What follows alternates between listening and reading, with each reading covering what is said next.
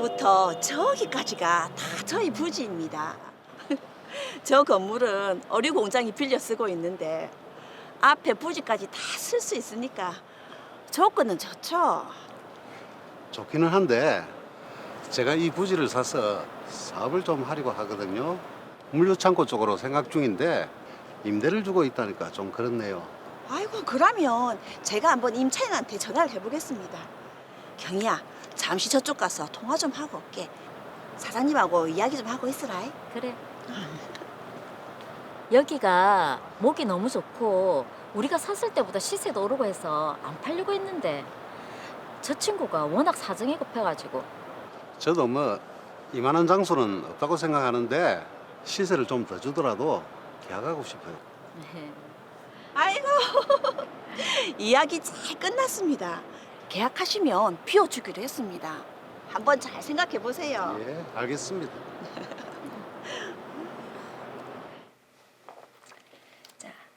세 분 다 각자 도장을 들고 오셨죠? 네. 계약금은 18억 원. 맞죠? 계약하는 대신 두 분이 책임지고 건물 비워주시는 거죠? 아니면 계약 안 합니다. 걱정하지 마세요. 자, 계약 내용이 이행되지 않을 때 손해배상해야 되는 금액이 1억 8천만 원. 자, 확인하시고요. 영자야, 무슨 일 있나? 경희야, 왜 하면 좋겠노? 임차인이 비워주기로 했으면서 갑자기 임차 보증금을 5천만 원 달라네. 뭐라고? 계약할 때 보증금이 500만 원인데 너무한 거 아이가? 그건 좀 아닌 것 같은데. 아니면 못 나가겠다고 그런다. 우리가 책임지기로 했으니까 안 되면 매수인한테 1억 8천을 물리줘야 하는데 그냥 5천 주고 나가라고 하는 게 낫지 않겠나? 그래, 계약 파기하면 그게 더 손해네. 그냥 뭐 달라는 대로 주자. 그래, 알았다. 그러면 내가 일단 저쪽에 5천만 원 입금시킬게. 한 번에 5천만 원 먼저 입금합니다. 그러네.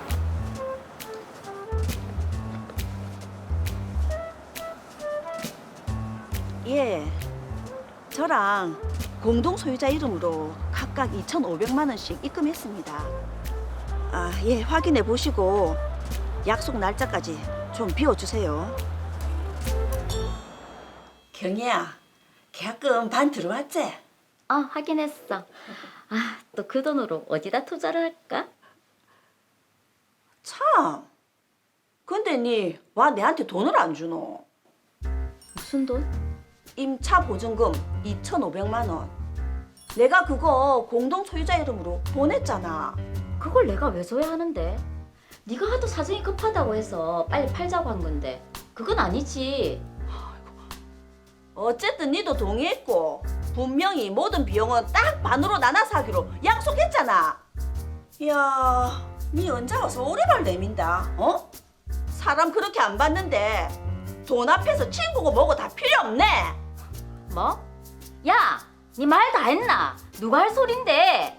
급하다고 해서 도와줬더니 은혜는 못 갚을 망정. 아이고 참. 뭐 은혜? 은혜 같은 소리 하고 있네 뭐. 야!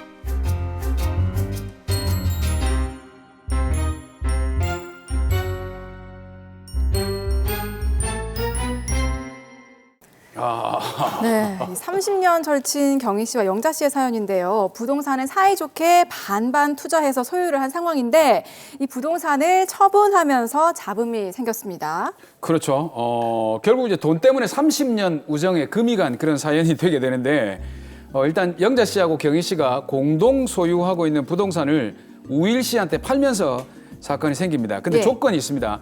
이 건물에 임차인으로 있는 의류 공장을 내보내는 게 바로 조건입니다. 예. 근데 처음에 순순히 나가겠다는 임차인이 갑자기 시간이 촉박해지니까 퇴거 비용으로 5천만 원이라는 무리한 금액을 요구를 하게 됩니다. 화면에서는 임대 보증금으로 나왔었죠. 이게 퇴거 그렇죠. 비용이라는 예. 거잖아요. 이 드라마 상황을 보면 의류 공장을 하는 임차인이 나가지가 않으면 계약 위반이 되는 거죠, 이게. 네, 맞습니다. 사례에서 보면 이제 매매 계약할 때 이행 조건 자체가 임차인 퇴거라고 명시를 했습니다.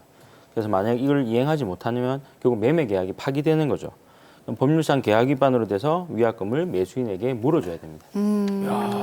근데 지금 이게 그 계약 위반으로 가면 위약금이 1억 8천만 원이거든요. 근데 이제 네.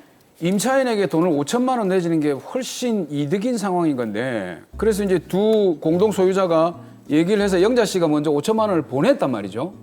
근데 이제 그렇죠. 상황이 뒤로 가니까 경희 씨가 자기가 내야 될 2,500만 원을 못 주겠다. 네. 이렇게 지금 버티고 있는 거 아닙니까? 그렇죠. 영자 씨 입장에서는 또 굉장히 황당할 것 같은데 네. 분명히 돈을 주자고 동의를 했잖아요. 그렇죠.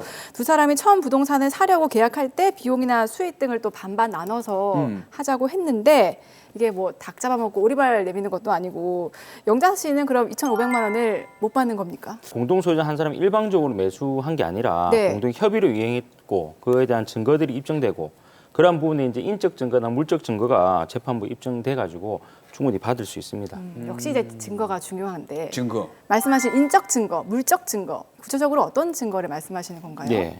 인적 증거는 이제 이 계약 당시 상황을 잘 알고 있는 제3자, 뭐 중개인이 되겠죠. 네. 그리고 이제 물적 증거는 서로 이제 문자나 카톡으로 나왔던 메시지들, 그런 것들이 이제 결국 물적 증거라고 볼 수가 있습니다.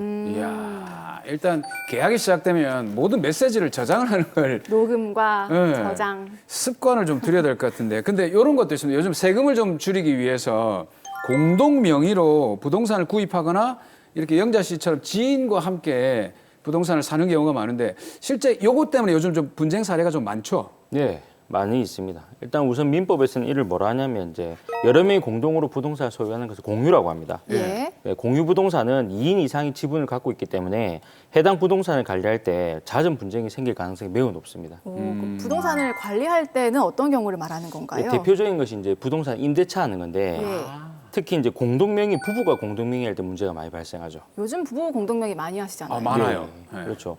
공유 부동산은 결국 각각 50%씩 똑같이 나눠서 지분을 취득하는 경우가 많습니다. 이런 부동산을 임대하면서 부부 중 한 명이 계약을 체결한 경우가 많이 발생하는데요.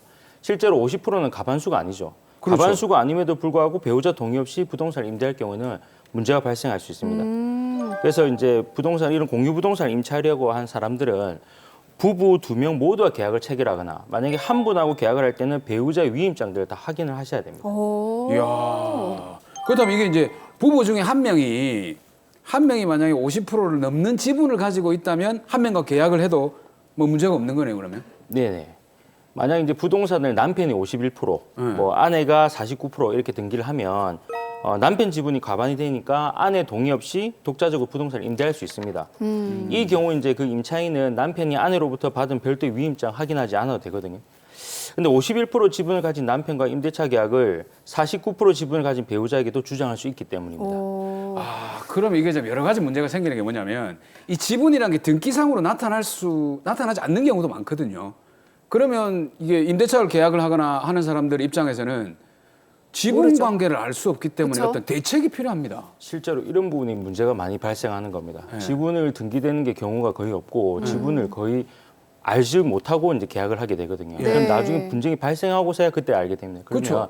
애초부터 이런 공유 부동산 경우에는 애초부터 그 매도인에게 사실 확인이라든지 이 지분이 어떻게 되는지를 먼저 미리 파악을 하셔서 계약을 하셔야 됩니다.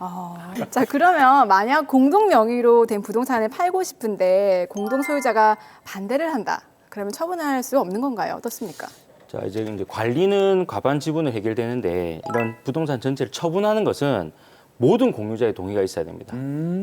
지분율 1%의 소유자가 만약 동의를 하지 않으면 99%의 소유자가 동의를 한다 해도 그 부동산을 처분할 수 없게 됩니다. 많은 사람이 부동산을 공유하게 되면 부동산 처분에 대한 합의는 거의 불가능하다고 보시면 됩니다. 그렇겠네요. 물론 각자의 지분은 자유롭게 처분할 수 있지만 부동산 일부 지분만을 매수하는 사람을 찾긴 참 힘든 상황입니다.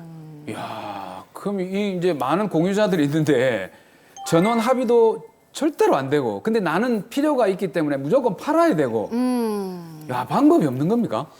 이때는 이제 공유물 분할 청구 소송을 할 수 있습니다. 이 공유물 분할은 현물 분할, 대금 분할, 가격 분할 등 총 3가지 방법으로 분할할 수 있는데요. 공유자들 간에 어떤 방법을 선택할 것인지 적절하게 협의를 진행해서 한 가지 방법을 고르고 그로 분할을 진행하면 됩니다. 근데 거의 이것도 협의가 거의 안 되고 있습니다.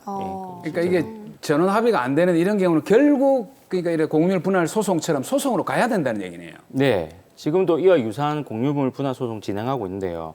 공유자들 간의 협의가 이루어지지 않는 경우에는 이제 공유물을 분할 소송을 진행해서 분할합니다.